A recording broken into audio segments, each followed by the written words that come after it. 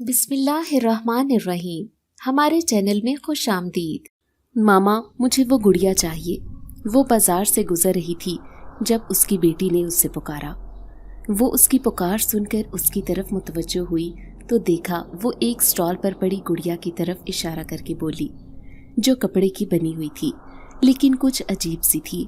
और सबसे ज्यादा अजीब थी उसकी आंखें, जो नीली या हरी नहीं बल्कि मुकम्मल सफेद थी। उसे देखकर ही उसे खौफ सा महसूस हुआ था, लेकिन बेटी की जिद पर उसे हामी भरनी पड़ी और उसने वो गुड़िया खरीद कर अपनी बेटी को थमा दी और फिर बाकी का सामान खरीद कर घर वापस आ गई। घर वापस आने के बाद वो अपना सामान अपने कमरे में रख कर खुद तो किचन में चली गई, मगर उसकी बेटी अपनी बाकी बहन भाइयों को अपनी गुड़िया दिखाने चली गई, जबकि उसके सास ससुर, देवर और नंदे लाउंज में ही बैठी किसी मौजू को ज़ेरे बहस ला रही थीं। नादिया की शादी हसन से हुई थी, जो एक पढ़ा लिखा और सुलझा हुआ इंसान था। उसका एक भाई और दो बहनें थीं। माँ बाप का साया भी अभी सर पर मौजूद था।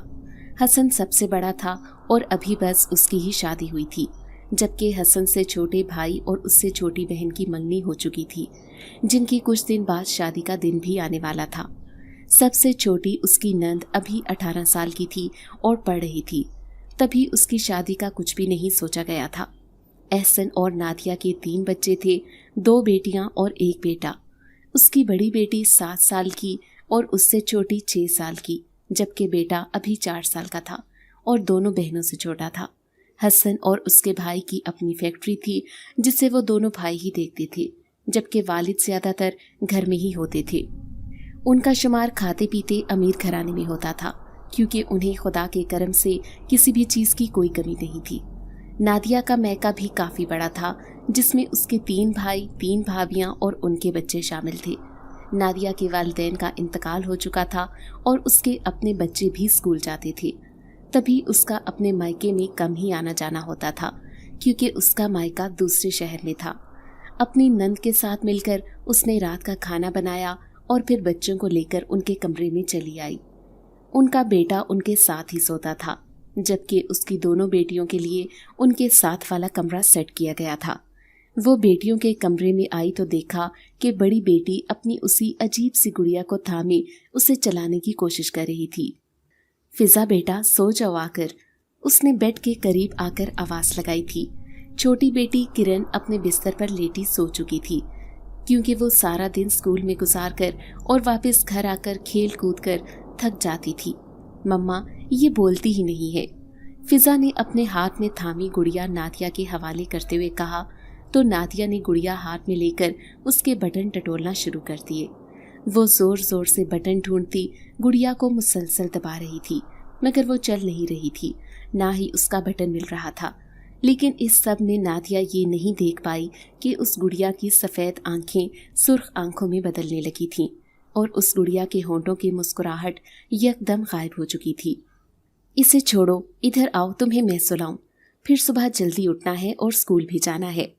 नादिया ने गुड़िया को एक तरफ रखे सिंगल सोफे पर फेंक कर फिजा को बिस्तर पर लेटाते हुए कहा और साथ ही उसे लोरी सुनाने लगी। मगर तभी लाइट जलने बुझने लगी, जिस पर वो दोनों माँ बेटी घबरा गईं। मगर फिर नादिया ने फिजा को तसल्ली दी कि लोड शेडिंग हो रही है। कुछ ही पलों में लाइट आ गई तो बिस्तर पर नजर पड़ते ही नादिया को झटका सा लगा, क्योंकि जिस गुड़िया को उसने कुछ देर पहले सोफे पर फेंका था वो अब फिजा के करीब बिस्तर पर पड़ी थी। लेकिन इसने इस बात पर ज्यादा गौर नहीं किया और फिर सर झटक कर फिजा को सुलाने लगी। कुछ ही देर में फिजा सो गई तो नादिया ने वो गुड़िया थामी और अलमारी की जानी बढ़ी और फिर इस गुड़िया को अलमारी में रखकर कमरे का दरवाज़ा बंद करके अपने कमरे में आ गई। जिस वक्त वो कमरे में आई उसका शौहर और बेटा सो चुके थे। तभी वो भी दुपट्टा एक तरफ रखकर सोने के लिए लेट गई। ये रात का न जाने कौन सा पहर था जब उसकी आंख अजीब से एहसास से खुली। उसे ऐसा महसूस हो रहा था जैसे कोई उसके कान के करीब झुककर ऊंची आवाज में कहकहे लगा रहा हो। उसने इन आवाज़ों से घबराकर बाईं जानिब करवट की, मगर ये देखकर उसका दिमाग भग से उड़ गया कि उसका शौहर हसन तो बेड पर मौजूद था, मगर उसका बेटा नहीं। उसने तेजी से साइड लैंप चलाया और पूरे कमरे में निगाह दौड़ाकर अपने बेटे अनान को ढूंढना चाहा, मगर वो कमरे में नहीं था। वो एकदम घबरा गई और अपने शौहर हसन को झंझोड़कर उठाने लगी, जिस पर वो अगले ही लम्हे बौखलाता हुआ उठ बैठा और आंखें मसलता नादिया से पूछने लगा कि क्या हुआ। जिस पर नादिया ने जब उसे अनान के कमरे में ना होने का बताया तो उसकी नींद भी भग से उड़ी और वो भी तेजी से बेड से नीचे उतरा। और फिर वो दोनों तेजी से नीचे की जाने बढ़े और पूरे घर में अनान को आवाज़ें देते उसे ढूंढने लगे, मगर अनान का कहीं भी नामो निशान नहीं था। नादिया का रो रो कर बुरा हाल हो गया था और उनके शोर शराबे से सभी घर वाले भी जाग गए थे, उसकी बेटियां भी। सभी मर्द हजरात घर से बाहर निकले थे अनान को ढूंढने के लिए कि शायद वो घर से बाहर ना निकल गया हो। था भी बच्चा और बच्चे कब क्या कर जाएं क्या पता चलता है। नादिया की सास और उसकी दोनों नंदे उसे तसल्ली दे रही थीं, मगर नादिया को किसी पल चैन नहीं आ रहा था कि कब वो अपने बेटे को अपनी आंखों के सामने देखे। उसे जब कुछ भी समझ में नहीं आया तो वो तेजी से छत की जानिब भागी कि घर की हर चीज़, हर जगह, हर कोना उन्होंने चेक कर लिया था, मगर चेक नहीं किया था, घर का छत चेक नहीं किया था।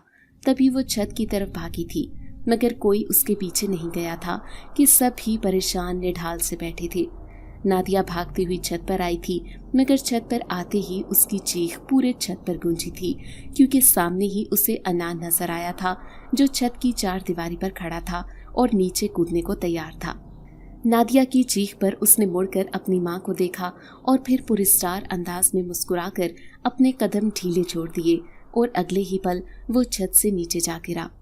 नादिया हिज़यानी अंदाज में नहीं बोलती तेजी से छत की मुडेर के करीब आई, मगर नीचे निगाह पड़ते ही उसके हलक से चीखों का ना रुकने वाला सिलसिला शुरू हो गया। नीचे अनान खून में लथपथ पड़ा था। वो यूं ही हिज़यानी अंदाज में चीखती हुई तेजी से नीचे भागी। सभी उसकी चीखों की आवाज़ सुनकर छत पर आ रहे थे, मगर उसे नीचे की तरफ भागते देखकर वहीं रुक गई। जबकि वो सबको परे धकेलती तेजी से बाहर की जानिब लिपकी तो बाकी सब भी परेशानी से उसके पीछे हो लिए। नादिया तेजी से पोर्च में आकर अनान को देखने लगी, मगर वहां अनान था ही नहीं। अनान, अनान। नादिया जमीन पर हाथ फेरती, हर जगह को टटोलती, चीखती हुई अनान को पुकारने लगी, मगर वो कहीं नहीं था। तब तक हसन भी बाप और भाई के साथ घर आ गया था। नादिया को पागलों की तरह फर्श को टटोलते और अनान को पुकारते देखकर वो तेजी से उसके करीब आया और उसे संभालने लगा। हसन, मेरा अनान, वो गिर गया, वो मर जाएगा, अस्पताल चलो, जल्दी करो, मेरा अनान। नादिया हसन का गिरीबान जकड़कर उससे इल्तिजा करने लगी तो हसन परेशान सा होता उसे जबरदस्ती उठाकर अंदर ले जाने लगा, जो परेशानी में न जाने क्या क्या सोचकर बाकी सबको भी परेशान कर रही थी। अनान वहाँ नहीं है, कोई नहीं है वहाँ, अंदर चलो। नादिया जब जबरदस्ती खुद को छुड़वा कर बाहर भागने लगी तो हसन ने गुस्से से उसे झिड़का, जिस पर वो फूट फूट कर रोने लगी। तब तक हसन उसे कमरे में ले आया था, मगर कमरे में आते ही उन सबको हैरत का झटका लगा, क्योंकि अनान सामने ही बिस्तर पर लेटा हुआ गहरी नींद सो रहा था। नादिया सब कुछ भूल भाल कर तेजी से उसके करीब पहुंची और उसे खुद से लिपटाकर प्यार करने लगी, जबकि सब घर वाले उनकी लापरवाही पर और बिला वजह परेशान होने पर उन्हें डांट कर अपने अपने कमरे में चले गए थे। लेकिन हसन हैरान परेशान रह गया था, क्योंकि उसने खुद भी देखा था कि अनान कमरे में नहीं था। वो इन्हीं सोचों में डूबा डूबा सोने के लिए लेट गया और जल्द ही गहरी नींद में उतर गया। नादिया अनान को खुद से लिपटाए पहले ही सो गई थी, जबकि उसी कमरे में उन्हीं के बेड के नीचे पड़ी वो गुड़िया अपनी सफ़ेद रंग की आंखों में अजीब सी चमक लिए खौफनाक और पुरस्कार अंदाज में मुस्कुरा रही थी, जिससे वो अनजान थे। अगले दिन उठकर वो इस वाक़े को भूल चुके थे और इस सब को वो लोग एक हादसा समझकर भूल चुके थे। सबको यही लगा था कि शायद अनान बाथरूम चला गया हो और उन्हें इल्म ना हुआ हो, लेकिन नादिया को वो मंजर भूला ही नहीं था जो उसने छत पर देखा था, और उसने सब के बारे में हसन को भी बताया था, जिस पर हसन भी कुछ परेशान हुआ था, मगर फिर इस सब को उसका वहम समझकर टाल गया। बाकी का सारा दिन उसने अनान को साथ साथ रखा था, क्योंकि वो बेहद डर गई थी। आज फिजा और उसकी छोटी बहन भी स्कूल नहीं गई थी और फिजा अपनी गुड़िया को अपने बगल में दबाए जगह जगह लिए घूम रही थी। उससे वो गुड़िया इतनी पसंद थी कि वो एक पल के लिए भी उसे खुद से अलग नहीं कर रही थी। नादिया किचन में खड़ी नाश्ता बना रही थी जब किसी चीज की जरूरत पड़ने पर तेजी से पलटी, मगर पलटते ही एकदम चीख उठी क्योंकि उसके बिल्कुल सामने ही वो गुड़िया मौजूद थी। लेकिन फिर वो संभली क्योंकि उस गुड़िया को फिजा ने थाम रखा था। कुछ चाहिए तुम्हें? नादिया ने संभल कर फिजा से पूछा। प्यास लगी है, खून की प्यास, फिजा ने अजीब रोबोटिक अंदाज में कहा तो नादिया ने ठिठक कर उसे देखा। ज्यादा ड्रामे ना करो और ये लो पानी। नादिया ने सर झटक कर उसे डांटा और उससे पानी का ग्लास थमाकर खुद काम में मसरूफ हो गई, मगर उसने जोर से पानी का ग्लास नीचे फेंका और फिर अपनी गुड़िया भी वहीं फेंक कर किचन से बाहर निकल गई। नादिया ने एक नज़र बिखरे शीशों को देखा और फिर से काम में मसरूफ हो गई। लेकिन अभी कुछ ही पल हुए थे जब अजीब से शोर से वो पलटी, मगर पीछे देखते ही उसके होशो हवास गुम होने लगे क्योंकि किचन में मौजूद सारे बर्तन अपनी जगह से हवा में खुद ब खुद मुअल्लक होकर गोल गोल घूमने लगे थे। वो जोर से चीखी और तेजी से बाहर जाने लगी, मगर दरवाज़ा बंद हो चुका था जो उसकी मुसलसल कई कोशिशों के बाद भी नहीं खुला था।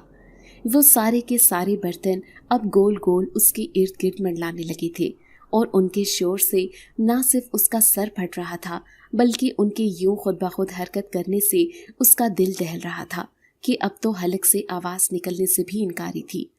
अचानक वो सारे बर्तन एक मुश्तरका तेज स्पीड से उसकी तरफ हथियारों की तरह लिपके, जिस पर उसने तेजी से अपने बाजुओं और चेहरे को छुपा लिया और अब वो सारे बर्तन एक एक करके उसके जिस्म से टकराते नीचे गिरने लगे। उनके इसके जिस्म पर टकराने से उसे शदीद तकलीफ हो रही थी और उसकी चीखों से पूरा घर गूंज उठा था।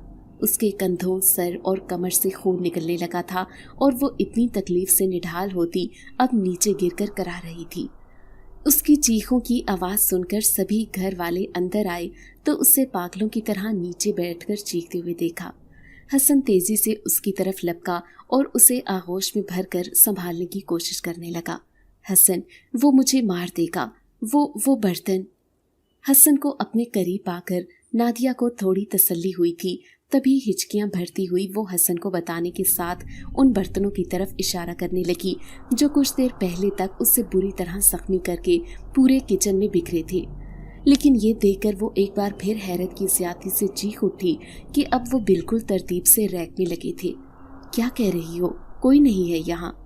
हसन ने उसे तसल्ली देते हुए एक तायराना निगाह किचन में दौड़ाई, लेकिन किचन में सच में कोई नहीं था जिससे उसे नुकसान पहुंचता।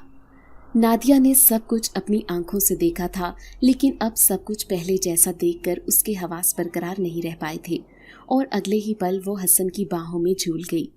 हसन परेशान सा उसे अपने कमरे में ले गया था। सबका यही ख्याल था कि इसका बीपी लो हुआ है या वो किसी चीज से बुरी तरह डर गई है। मेरी डॉल। सबके जाने के बाद फिजा की नज़र किचन में एक तरफ गिरी, अपनी गुड़िया पर पड़ी तो वो तेजी से उसकी तरफ लपकी और उसे गले में भींचकर हॉल में चल दी, जबकि उसके गले से लगी उस गुड़िया की आंखें सुर्ख होकर चमक उठी थीं और लबों पर फिर से पुरस्कार मुस्कुराहट दर आई थी। सब लोग नादिया को लेकर बेहद परेशान हो चुके थे, जो रात को अनान की गुमशुदगी के बाद से ही अजीब सा रवैया इख्तियार किए हुए थी।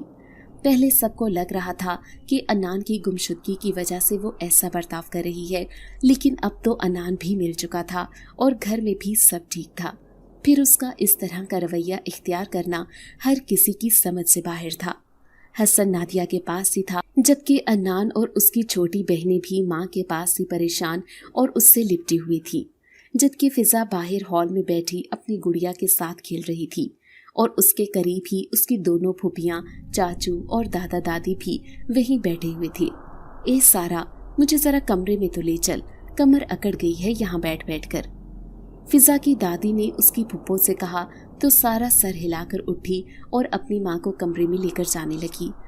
तभी फिजा को अजीब सी बारीक और नुकीली हंसी की आवाज़ सुनाई दी जो उसके कानों में हथौड़े बरसा गई थी और किसी सुई की तरह उसकी समातों को चुभी थी। उसने इधर उधर देखकर चौंक कर अपनी गुड़िया को देखा तो एहसास हुआ कि उस हंसी की आवाज़ किसी और की नहीं, उसकी गुड़िया की है, जिस पर उसकी आंखें हैरत से फैल गईं, क्योंकि उसकी गुड़िया तो बोलती ही नहीं थी। फिजा की आंखें अपनी गुड़िया की गोल गोल सफ़ेद आंखों पर जमी हुई थीं, यूं जैसे उन आंखों ने उस पर तनवीमी अमल कर दिया हो। और वो उस गुड़िया की गुलाम बन गई हो। इसके जिस्म को हल्का सा झटका लगा और वो एकदम से उठ खड़ी हुई। कहाँ जा रही हो फिज़ू? उसके चाचू ने उसे देखकर पूछा, जिसके कदम सीढ़ियों की तरफ बढ़ रहे थे। अपने चाचा की आवाज़ सुनकर उसने रोबोट की तरह गर्दन मोड़कर उसकी तरफ देखा, मगर कोई जवाब न दिया और फिर गर्दन वापस मोड़कर वो अपनी दादी के कमरे की तरफ बढ़ने लगी, जबकि उसके चाचू और उसके दादा उसकी हरकत पर सर झटक कर रह गए और उसकी हालत पर ज्यादा गौर नहीं किया। वो एक हाथ में अपनी गुड़िया को लटकाए अपना सर झुकाए नाक की सीध में चलती जा रही थी, बिना इधर उधर देखे। जब उसके बाल उसके चेहरे के दाएं बाएं बिखरे हुए थे, वो अपनी दादी के कमरे में आई तो सारा कमरे से बाहर निकल रही थी। दादी को ज्यादा तंग मत करना, ओके फिज़ू? सारा ने उसे कमरे में जाते देखकर हिदायत की, मगर उसने अब भी कोई जवाब न दिया, जबकि सारा एक नज़र उसे देखकर बाहर जा चुकी थी। ए फिज़ू, एक गिलास पानी तो पिला दो मुझे, उसकी दादी ने टेबल की तरफ इशारा करते हुए कहा, जहां पानी का जग और ग्लास पड़ा था। पानी चाहिए तुझे? फिजा ने दुरुस्त लहजे में पूछा, लेकिन उसकी आवाज़ बेहद भारी और गूंजती हुई थी, जिस पर उसकी दादी चौंक उठी। हाँ, पानी चाहिए तुझे? मैं तुझे पानी में डिबो कर मारूंगी, फिर जितना चाहे उतना पानी पीना। फिजा ने पुरस्कार अंदाज में कहकहा लगाते हुए अपनी निगाहें उठाकर अपनी दादी को देखा तो उसकी दादी जो उसे ही देख रही थी, उसका दिल दहल गया, क्योंकि फिजा की आंखों की पुतलियां ऊपर को चढ़ चुकी थीं और अब उसकी आंखें बिल्कुल सफ़ेद हो गई थीं, जिन्हें देखकर उसकी दादी बुरी तरह दहशत में मुब्तला हुई थी। फिजा, क्या हुआ है तुम्हें? ये कैसे बोल रही हो? उसकी दादी ने हिम्मत करते बेड से उठने की कोशिश करते हुए कहा, लेकिन वो अपनी इस कोशिश में नाकाम होकर रह गई, क्योंकि उसका जिस्म बेड के साथ चिपक सा गया था। ना वो हिल पा रही थी, ना ही बेड से उतर पा रही थी। तू मरेगी बुढ़िया, बहुत जी लिया तूने, तुझे अब मरना है। फिजा ने अपनी गर्दन को दाईं तरफ झुकाकर टेढ़ी निगाहों से अपनी दादी को देखकर कहा तो उसकी दादी की चीख निकल गई। तभी फिजा की आंखों ने हल्का सा इशारा किया तो उसकी दादी का बेड बुरी तरह हिलने और लरसने लगा। इतनी जोर से उछलने लगा कि उसकी दादी बेड पर दाएं से बाएं लुढ़कने लगी और उछल उछल कर बेड पर गिरने लगी। लेकिन हैरत की बात यह थी कि वो बेड से गिर नहीं रही थी। उसकी दादी का सर बार बार ऊपर उछलने के बायस छत से टकरा रहा था, जिसकी वजह से तकलीफ के बायस उसके हलक से बुलंद और दर्दनाक चीखें निकल रही थीं।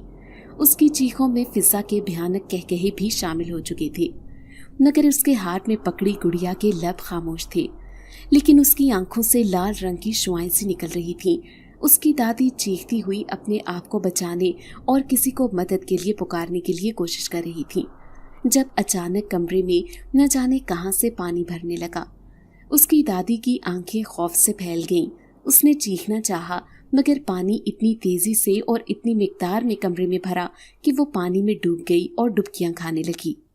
उससे सांस लेना मुहाल हो रहा था और वो मुज़ाहमत करने को हाथ पांव मार रही थी, लेकिन फिजा उससे पानी में चुपचाप अपनी चमकती सफ़ेद आंखों से अपनी दादी को मरता और तड़पता देख रही थी।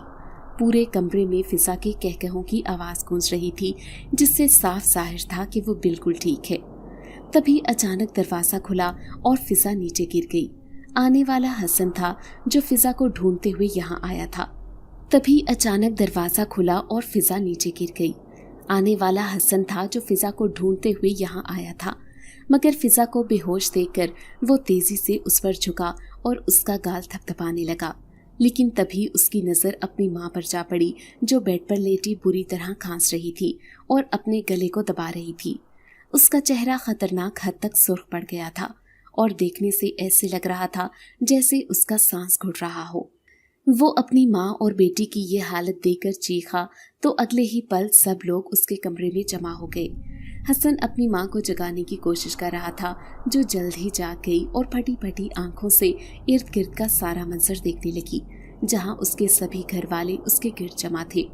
लेकिन ना तो यहाँ पानी था, ना ही उसका बेड उछल रहा था, ना ही सामने फिजा कहकहे लगा रही थी, बल्कि सब कुछ नॉर्मल था। फिजा को भी होश आ गया था और वो अपने दादा के साथ लगी खड़ी हाथ में वही गुड़िया थामे सहमी निगाहों से सबको देख रही थी। क्या हुआ था? क्या कोई बुरा ख्वाब देख लिया आपने? حسن نے پریشانی اور فکرمندی سے پوچھا۔ نہیں، وہ خواب نہیں تھا، وہ سب سچ تھا۔ فضا کی دادی نے تیزی سے حسن کی بات کو رد کرتے ہوئے ہر وہ بات بتانا شروع کی جو فضا کے اس کمرے میں آنے کے بعد ہونا شروع ہوئی تھی، جسے سن کر وہ سب دمغہ خود رہ گئے تھے۔ ان کے چہروں سے صاف لگ رہا تھا کہ ان کو یقین نہیں آیا تھا ان باتوں پر جو فضا کی دادی نے بتائی تھیں۔ یہ کیا کہہ رہی ہیں آپ؟ ایسا کیسے ہو سکتا ہے اماں؟ فضا کے چاچو نے بے یقینی سے کہا تو فضا کی دادی رونے لگی۔ اسے اب بھی اپنے سر اور اپنے جسم میں چوٹوں کے باعث اٹھتی تکلیف محسوس ہو رہی تھی، لیکن بظاہر اسے کوئی چوٹ نہیں آئی تھی جو دکھا کر وہ سب کو یقین دلا پاتی، لیکن تکلیف اور درد سے اس کا برا حال تھا۔ تم لوگ نہ مانو مگر وہ سب فضا نے ہی کیا ہے، یہ نہ جانے مجھے مارنا چاہتی ہے۔ فضا کی دادی نے غصے سے فضا کو دیکھ کر کہا تو وہ سہم کر باپ کے پیچھے جا چھپی۔ حسن کے والد نے سب کو سمجھا بجھا کر کمرے سے بھیج دیا اور خود ان کے پاس ہی رک گئے تھے۔ حسن باہر آ کر کچھ الجھا سا تھا۔ پہلے انان کا غائب ہو کر خود بخود مل جانا، نادیہ کا پاگلوں کی طرح انان کو مرا ہوا سمجھنا، پھر کچن میں نادیہ کے ساتھ ہونے والا عجیب و غریب حادثہ، اور اب ان کی ماں کے ساتھ یہ سب ہونا۔ وہ ان سب باتوں کو جھٹلا نہیں پا رہا تھا۔ ایسے لگ رہا تھا جیسے ان سے کچھ چھپا ہوا ہے جو ان کے سامنے ہو کر بھی سامنے نہیں ہے، نہ ہی ان کو نظر آ رہا ہے۔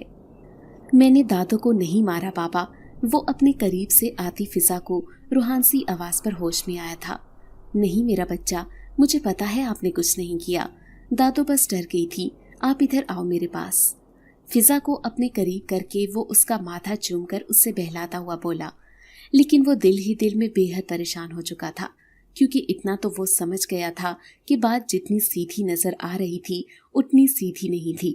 کچھ ہی دیر میں نادیہ کو ہوش آ گیا تھا اور وہ سب کو اپنے پاس صحیح سلامت پا کر مطمئن اور پرسکون ہو چکی تھی، لیکن اسے اب بھی یقین تھا کہ جو کچھ اس نے دیکھا تھا وہ سچ تھا، لیکن الجھن اس بات کی تھی کہ کوئی بھی اس کی بات پر یقین نہیں کر رہا تھا، جس پر وہ بے حد جھنجھلائی ہوئی تھی، اور کچھ الجھن اس بات کی بھی تھی کہ آخر یہ سب ان کے ساتھ ہی کیوں ہو رہا تھا، پہلے تو ایسا کبھی نہیں ہوا تھا، پھر ایسا کیوں؟ لیکن ان سب سوالوں کا اس کے پاس کوئی جواب نہیں تھا۔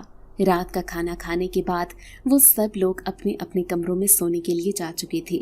رات کے 12 بجے تک نادیہ بار بار اپنی بیٹیوں کے کمرے کا چکر لگاتی رہی تھی کہ وہ ٹھیک ہیں یا نہیں، اور ان کو صحیح سلامت گہری نیند میں سوتے دیکھ کر وہ مطمئن ہو کر اپنے کمرے میں چلی جاتی تھی۔ یہ رات کے 1 بجے کا وقت تھا جب فضا کے دائیں بازو پر سوئی اس پراسرار گڑیا نے اپنی آنکھیں کھولی اور چمکتی سفید آنکھوں سے گردن کو ٹیڑھا کر کے فضا کو دیکھا جو گہری نیند میں گم تھی، اور پھر ایک دم سے اٹھ بیٹھی۔ اس کی باریک چپتی سی ہنسی پورے کمرے میں گونجی، مگر نہ ہی فضا جاگی نہ ہی اس کی بہن۔ اگلے ہی پل وہ گڑیا بیڈ سے ہوا میں معلق ہو گئی اور پھر یوں ہی سیدھی کھڑی اڑتی ہوئی باہر کی جانب بڑھی۔ وہ فضا کی سب سے چھوٹی پھپھو یعنی حسن کی سب سے چھوٹی بہن کے کمرے کے باہر جا کر رکی تھی، جو اس وقت 18 سال کی تھی۔ اس نے دھیرے سے دروازے کو گھورا تو اگلے ہی پل دروازہ خود بخود کھل گیا۔ وہ پراسرار سے گڑیا اس کے بستر کے قریب چلی آئی اور پراسرار انداز میں کہکہا لگا اٹھی، جس کی گونج سے فضا کی چھوٹی پھپھو ذرا ہڑبڑا کر اٹھی اور اپنے سامنے ہوا میں معلق گڑیا کو دیکھ کر پھٹی آنکھیں لیے اسے دیکھتی رہ گئی۔ لیکن تبھی اس کے جسم کو یکدم جھٹکا سا لگا اور وہ اپنی جگہ سے اٹھ کھڑی ہوئی۔ وہ گڑیا اس کے آگے آگے ہوا میں معلق چلتی رہی، جبکہ وہ بھی کھوئے کھوئے انداز میں اس گڑیا کے پیچھے باہر نکل آئی۔ اب اس کا رخ چھت کی طرف تھا۔ زارا، کہاں جا رہی ہو اس وقت؟ نادیہ جو پھر سے فضا اور اپنی چھوٹی بیٹی کو دیکھنے کے لیے اٹھی تھی، زارا کو چھت کی طرف جاتے دیکھ کر الجھ کر پوچھ بیٹھی، تجھے اس سے کیا، اپنا کام کر جا کر۔ زارا نے انتہائی بدلحاظی سے جواب دیا تو نادیہ نے حیرت سے اس کی پشت کو دیکھا جو ایک بار پھر چھت کی طرف جا رہی تھی۔ اس نے کبھی اتنی بدتمیزی یا بدلحاظی سے اس سے بات نہیں کی تھی، تبھی اس کے انداز پر وہ ٹھٹکی تھی، لیکن دھچکا اسے تب لگا جب اس نے زارا کے آگے ہوا میں معلق ہو کر چلتی اس گڑیا کو دیکھا جو وہ خود ہی اپنی بیٹی کو اس کی ضد پر دلوا کر لائی تھی۔ اس کا ذہن حیرت اور خوف سے معاف ہونے لگا۔ یہ ناممکن تھا کہ وہ گڑیا خود بخود ہوا میں یوں معلق ہو کر چلتی ہو، کیونکہ وہ عام سی گڑیا تھی، نہ کہ سیل یا چابی سے چلنے والی گڑیا۔ یہ کیا ہو رہا ہے حسن؟ نادیہ اتنا کہتی بے ساختہ چیخ اٹھی کہ تبھی زارا نے رک کر نادیہ کی طرف رخ کیا اور اسے غصے سے گھورا۔ اس کے ساتھ ہی وہ گڑیا بھی رک کر غصے اور آگ برساتی نگاہوں سے نادیہ کو دیکھنے لگی، جس پر نادیہ سہم کر پھر سے چیخ اٹھی، تو مرے گی آج، تجھے میں زندہ نہیں چھوڑوں گی، میں کسی کو زندہ نہیں چھوڑوں گی، سب مریں گے سب۔ وہ گڑیا چیختی آواز میں بولی تو نادیہ کو اپنے کانوں میں یہ سوئی جیسی آواز چبھتی ہوئی محسوس ہوئی۔ اس نے تیزی سے کانوں پر ہاتھ رکھے اور پھر سے اس گڑیا کو دیکھنا چاہا، لیکن یہ دیکھ کر اسے جھٹکا لگا کہ وہاں نہ تو وہ پر اسرار اور خوفناک سی گڑیا تھی، نہ ہی زارا۔ اس نے پورے لاؤنج میں نگاہ دوڑائی مگر ہر طرف اندھیرا اور وحشتناک سی تنہائی چھائی تھی۔ کیا ہوا؟ تبھی حسن بوکھلایا سا نیند میں ڈوبی آنکھیں لیے بھاگتا ہوا اس کے پاس آ کر پوچھنے لگا، وہ گڑیا زارا چلی گئی۔ خوف سے اسے جملہ مکمل کر پانا بھی مشکل ہوا تھا۔ حسن نے پریشانی اور تشویش سے اس کی پوری طرح کانپتے ہوئے وجود کو سہارا دیا مگر وہ اس سے خود کو چھڑوا کر چھت کی طرف بھاگی۔ زارا! وہ اس کے یوں بھاگنے پر چیخا اور خود بھی اس کی طرف بھاگا۔ اس کے چیخنے پر باقی سب بھی اپنے اپنے کمروں سے نکلتے حیران و پریشان ہو کر اس کے پیچھے پیچھے چھت پر آئے تھے، مگر وہاں پہنچ کر سامنے نظر آتا منظر ان سب کی جان حلق میں اٹکا گیا تھا، کیونکہ سامنے ہی چھت کی چار دیواری پر زارا چڑھی ہوئی تھی اور وہ نیچے کودنے کو تیار نظر آ رہی تھی، جبکہ ایک طرف کھڑی نادیہ چیخ چیخ کر اسے روکنے کو کہہ رہی تھی۔ زارا میری بچی، نیچے اترو، کیا کر رہی ہو؟ زارا کی ماں نے روتے ہوئے اسے پکارا تو وہ گردن گھما کر انہیں دیکھنے لگی اور زور زور سے ہنسنے لگی۔ سب اسے دیکھ کر دم بخود رہ گئے تھے، کیونکہ اس کی آنکھیں بالکل سفید ہو چکی تھیں اور اس کے لمبے بال کھل کر اس کے چہرے اور کندھوں پر بکھرے تھے۔ پاس ہی وہ گڑیا گری پڑی تھی جس کو فضا ضد کر کے خرید کر لائی تھی، وہی پر اسرار اور عجیب سی گڑیا۔ تمہاری بچی نہیں ہوں میں، اور اب میں اسے مار ڈالوں گی، کسی کو نہیں چھوڑوں گی، سب کو مار دوں گی میں، وہ خوفناک آواز میں کہہ کر کہکہا لگانے لگی، لیکن وہ سب یہ دیکھ کر ساکت رہ گئے کہ زارا کے منہ سے نکلنے والی آواز زارا کی نہیں تھی۔ کون ہو تم؟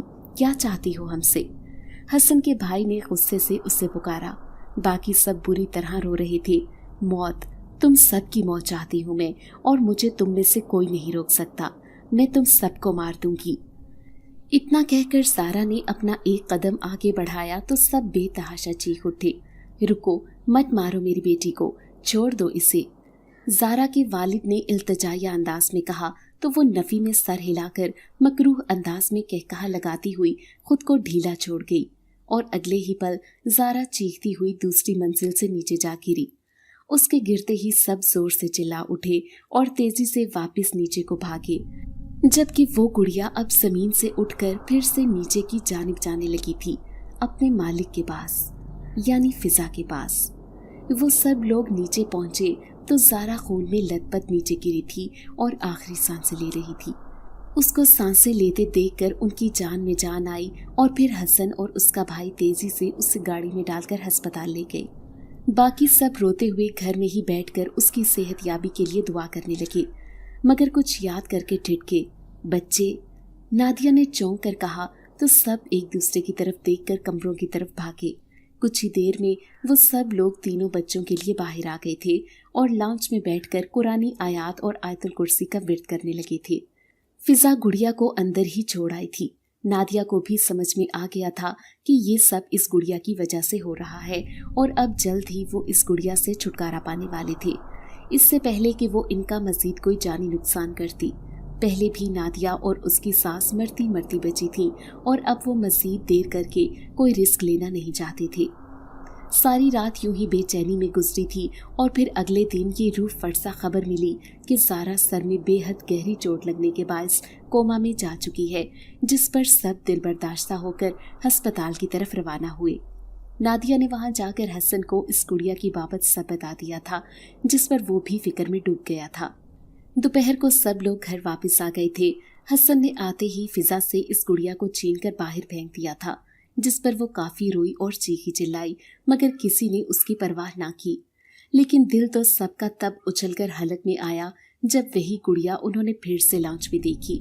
2-3 बार उसे बाहर फेंकने पर भी वो उन्हें घर के अंदर ही मिल रही थी, जिस पर सब बेहद परेशान हो गए थे, क्योंकि अब इस गुड़िया के हंसने और कुर्राने की आवाज़ें पूरे घर में गूंजने लगी थीं।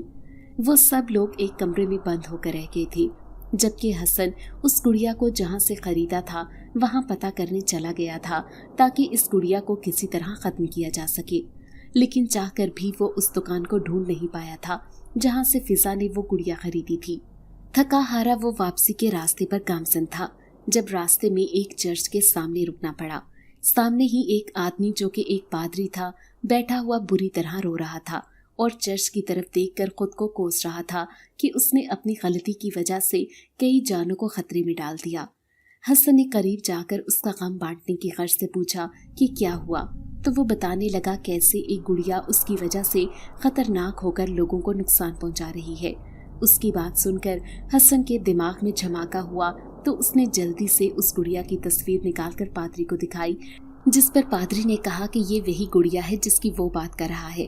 पादरी के पूछने पर हसन ने अपने घर बीतने वाला हर वाकया उससे बता दिया, जिस पर वो फिर से रोने लगा। लेकिन इस गुड़िया के पास आखिर इतनी ताकत कैसे आई? हसन ये सवाल पूछे बिना नहीं रह सका था, जिस पर पादरी गहरी सोच में डूबा खोए खोए लहजे में बताने लगा। ये तकरीबन 4 महीने पहले की बात है, जब मेरी बेटी मर गई। वो मेरी इकलौती बेटी थी। मेरी और उसकी माँ की मोहब्बत की शादी थी। हम एक दूसरे से बेहद मोहब्बत करते थे। इतनी मोहब्बत के अपने अपने खानदान वालों के खिलाफ जाकर शादी की और हंसी खुशी एक साथ रहने लगे। हमारी एक बेटी हुई और उसके अलावा कोई औलाद ना हो सकी, लेकिन हमने खुदा से कोई शिकवा ना किया, बल्कि उसी पर सब्र कर लिया और अपनी तमाम खुशियों और ख्वाहिशों का मरकज़ उसको बना लिया। लेकिन वो 15 साल की हुई तो उसकी माँ यानी मेरी बीवी दिल का दौरा पड़ने से इंतकाल कर गई। उसके बाद मेरी दुनिया मेरी बेटी तक महदूद होकर रह गई थी और मैं इससे पहले से बढ़कर मोहब्बत करने लगा था। लेकिन जब वो 18 साल की हुई तो एक रोड एक्सीडेंट में मर गई। अपनी बीवी की मौत पर मैंने सब्र कर लिया था, लेकिन अपनी बेटी की मौत पर मैं सब्र नहीं कर पाया, क्योंकि उसके जाने के बाद मैं बिल्कुल तन्हा रह गया था। इसलिए चाहता था कि वो कैसे भी करके वापस आ जाए और हमेशा मेरे साथ रहे। तभी मैंने ऐसा अमल ढूंढना शुरू कर दिया जिससे वो जिंदा हो सके। लेकिन ऐसा अमल तो ना मिल सका, लेकिन ऐसा अमल ज़रूर मिल गया जिससे मैं उसकी रूह को हमेशा के लिए अपने पास बुला लेता। तभी मैंने एक अमल किया। ये अमल कब्रिस्तान में रात के अंधेरे में किया था, जहाँ मैंने 2 बकरों और 1 बिल्ली की कुर्बानी दी थी। और फिर काला जादू किया था। काला जादू मुझे बहुत पहले से आता है और इसके ज़रिए मैंने कई लोगों के काम किए हैं। तभी मैंने अपनी बेटी की रूह को बुलाने के लिए काला जादू किया और उसकी रूह को हाजिर करने लगा। कुछ ही देर में मेरे रखे वो दाने हरकत करने लगे और बोर्ड पर सुर्ख रंग का निशान हरकत करने लगा, जिसका मतलब था कि मेरी बेटी की रूह आ गई है। मैं उसकी रूह को गुड़िया में रखना चाहता था, ताकि वो हमेशा मेरे पास रहकर मुझे अपनी मौजूदगी का एहसास दिलाए। और फिर जब उसकी रूह गुड़िया में दाखिल हो गई तो मैंने तेजी से अपना अमल मुकम्मल करके गुड़िया को उठाया और उससे पुकारा। पादरी ये सब बताता हुआ उसी मंजर में खो गया था जब उसने वो अमल किया था। तुम आ गई मेरे पास, मेरी बेटी मेरे पास आ गई। वो तेजी से उठकर उस गुड़िया को थामता हुआ उसे सीने से लगाकर पुरजोश होकर बोलने लगा। उसके लहजे में अजीब सी खुशी पिन्हा थी, जैसे उसने ना जाने कारून का खजाना पा लिया हो। कितना इंतजार किया था मैंने तुम्हारा, जानती हो ना कि कितनी मोहब्बत करता हूँ मैं तुमसे, एक पल की भी दूरी बर्दाश्त नहीं कर सकता। तभी तो तुम्हें फिर से अपने पास बुला लिया है। उसने इतना कहकर उस गुड़िया को एक बार फिर अपने सीने में भींच लिया, मगर तभी उस गुड़िया की आंखें जल उठी और उसकी आंखें काली आंखों से बिल्कुल सफेद हो गईं और होंठ पे साख्ता पुरस्कार अंदाज में मुस्कुरा दिए। उसकी सफेद आंखों से लाल रंग की अजीब सी रोशनी फूट रही थी, जिसे कोई आम सा इंसान देख लेता तो शायद वहीं उसके दिल की धड़कन रुक जाती और वो जान की बाजी हार जाता, क्योंकि वो गुड़िया उस वक्त बेहद खौफनाक और खतरनाक लग रही थी। तुम्हारी बेटी नहीं हूँ मैं तुम्हारी बेटी, उस गुड़िया ने चीखते और चुभते हुए लहजे में कहा और उसके साथ ही एक झटके से उससे अलग हो गई, जिस पर उस पादरी ने हैरत से उसको देखा, जो उसके सामने हवा में मौलिक होकर खौफनाक आवाज में कहकही लगा रही थी। میری بیٹی ہو تم، میں نے بلایا ہے تمہیں۔ اس پادری نے حلق کے بل چلا کر اسے جیسے یقین دلانا چاہا تھا۔ میں تمہاری بیٹی نہیں ہوں میں تمہاری بیٹی، لیکن اب میں آزاد ہو گئی ہوں۔ وہ گڑیا بھیانک انداز میں کہکہی لگاتی ہوئی ہاتھ بلند کر کے گول گول گھومنے لگی۔ میں تمہیں مار دوں گا، میری بیٹی کہاں ہے؟ وہ پادری غصے سے کہہ کر اس کی طرف لپکا، جبکہ وہ اپنی جگہ رکی اور اپنی گردن کو ذرا سا دائیں جانب جھکا کر ٹیڑھی نظروں سے اس پادری کو دیکھا۔ اس کا دیکھنا ہی تھا کہ وہ پادری ایک جھٹکا کھا کر اچھل کر پیچھے جا گرا اور نیچے گر کر کرانے لگا، تو مجھے مارے گا؟ تو نے مجھے آزاد کر کے مجھ پر احسان کیا ہے، تبھی میں تجھے زندہ چھوڑ رہی ہوں، ورنہ تجھے ایسی موت مارتی کہ تو اگلی سانس بھی نہ لے پاتا۔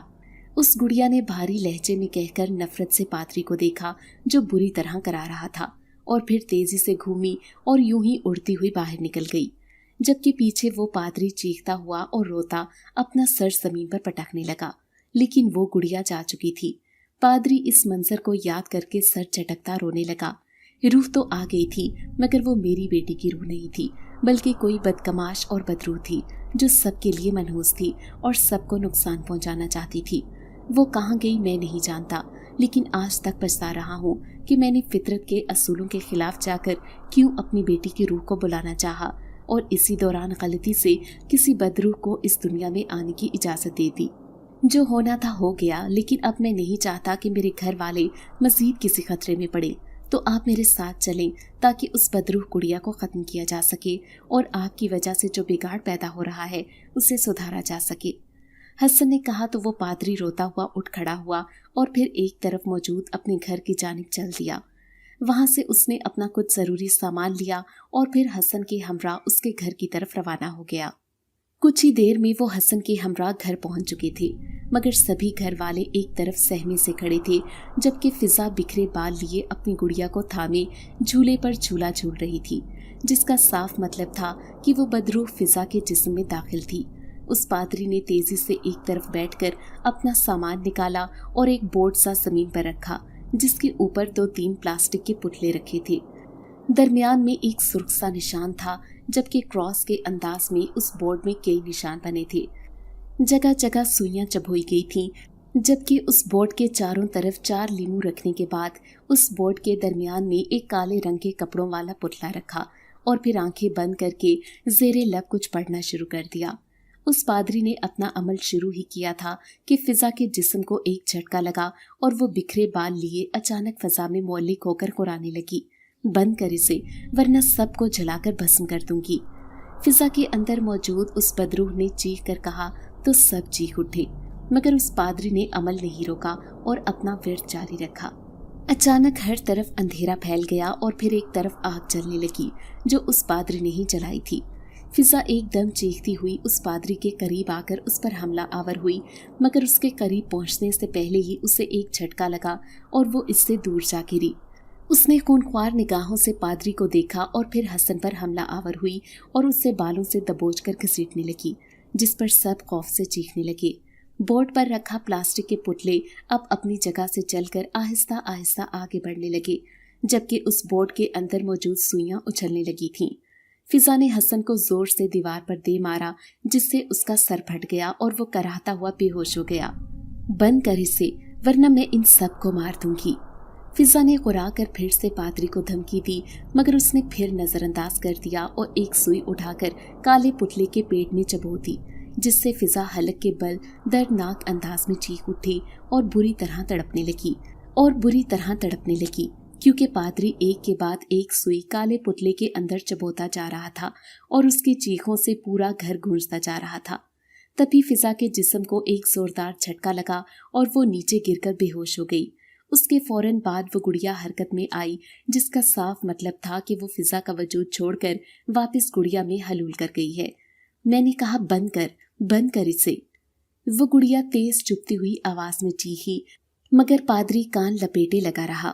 اچانک اس گڑیا نے آنکھ سے اشارہ کیا تو لاؤنج میں رکھے سبھی گلدان اور شو پیس اڑ کر پادری اور ناتھیا لوگوں پر گرنے لگے، جس پر وہ خوف سے چیختے ہوئے نیچے بیٹھ گئی۔ وہ پراسرار گڑیا اب پادری کی طرف لپکی، مگر پادری نے اسے گلے سے دبوچ لیا۔ تو نے میری بیٹی کی جگہ لی ہے اور اس غلطی کے لیے میں بے حد پچھتایا ہوں۔ اپنی اس غلطی کو میں سدھار کر رہوں گا، چاہے کچھ بھی ہو جائے۔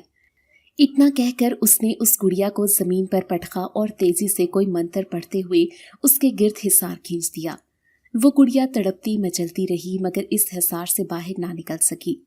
پادری نے اب اپنا منتر تیز کر دیا تھا کیونکہ وہ گڑیا اس حصار سے باہر نکلنے کو اپنا پورا زور لگا رہی تھی۔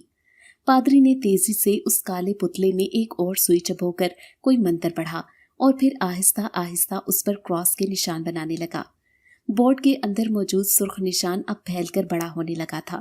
تبھی وہ کالا پتلا ویسے ہی تڑپنے اور پھڑکنے لگا جیسے حصار میں قید وہ بدروح گڑیا پھڑک رہی تھی، ایسے جیسے اس پتلے میں اور گڑیا میں ایک ہی جان قید ہو۔